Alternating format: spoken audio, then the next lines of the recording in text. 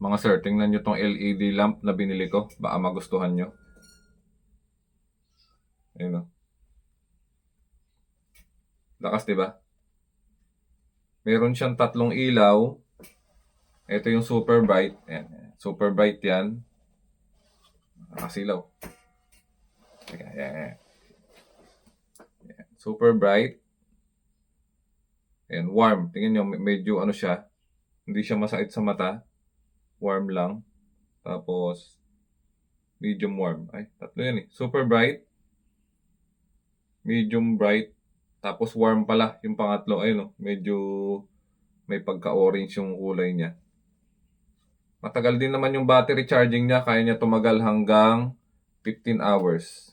Mga bossing, yun. Tapos, ang maganda rito, soft touch lang siya.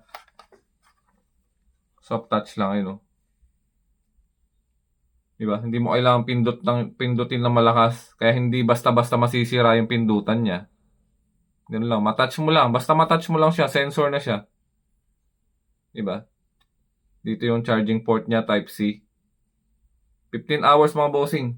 Heavy duty na yan. Bull yung kanyang tatak. Angas nito. Pang-aral mga bossing ko. Or pang-camping.